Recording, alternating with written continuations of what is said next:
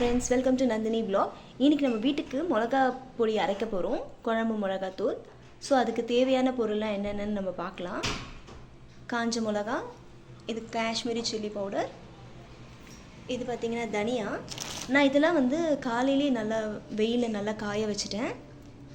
இப்போ இது ரெடியாக இருக்குது. இப்போ மற்ற திங்ஸ்லாம் நம்ம ஸ்டவ்வில் நம்ம ஃப்ரை பண்ணலாம். இப்போ நம்ம இந்த கடலைப்பருப்பை நல்லா தவாவில் நல்லா சூடு பண்ணலாம். நான் பார்த்தீங்கன்னா சிம்மில் வச்சே தான் நல்லா வதக்குறேன்.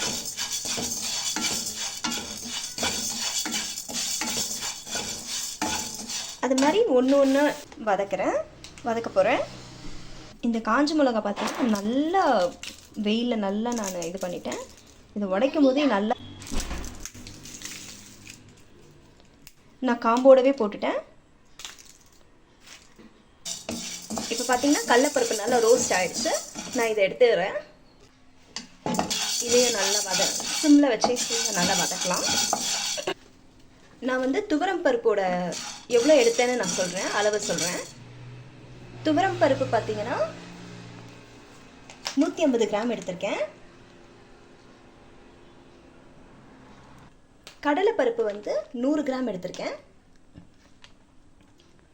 நான் காஞ்ச மிளகாய் எடுத்தது 750 எடுத்தேன். அப்புறம் காஷ்மீரி சில்லி பவுடர் 250. தனியா பார்த்தீங்கன்னா 1 கிலோ எடுத்திருக்கேன். இப்போ வெந்தயம், இது பார்த்தீங்கன்னா 100 கிராம். வெந்தயத்தை நல்லா வதக்கிடலாம். இப்போ வெந்தயம் முடிஞ்சிருச்சு. இப்போ அடுத்தது பார்த்தீங்கன்னா மிளகும் சீரகமும். மிளகு 100 கிராம், வெந்தயம் 100 கிராம், சீரகம் 100 கிராம். இப்போ இது நம்ம ரெண்டுத்தையுமே சேர்த்து நம்ம வறுத்துடலாம்.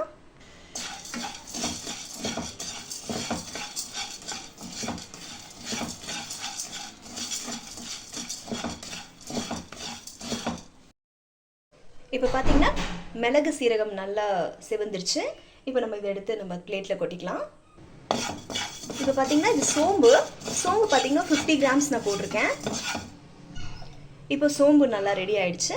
இப்போ நம்ம இதை பிளேட்டில் ஷிஃப்ட் பண்ணி இப்போ அரிசி எடுத்திருக்கேன். அரிசி பார்த்தீங்கன்னா ஒரு 3 ஸ்பூன் தான் நான் போட்டிருக்கேன். பச்சரிசி 3 ஸ்பூன். இப்போ பார்த்தீங்கன்னா நான் கல்லுப்பு இதோட நான் ஆட் பண்ணிக்கிறேன். கல்லுப்பு போட்டிங்கன்னா சீக்கிரத்தில் கெடாது, அதுக்கு தான் போடுவாங்க. இப்போ இது ரெடி ஆயிடுச்சு. இப்போ நம்ம தட்டில் இதை மாற்றிக்கலாம். இந்த கருவேப்பிலையை நான் வாஷ் பண்ணி நல்லா காய வச்சு இதோடவே சேர்த்துட்டேன். இப்போ நம்ம இது பார்த்திங்கன்னா கட்டி பெருங்காயம். கட்டி பெருங்காயம் ரெடி ஆயிடுச்சு. இப்போ அடுத்தது நம்ம கடுகு போட்டுடலாம்.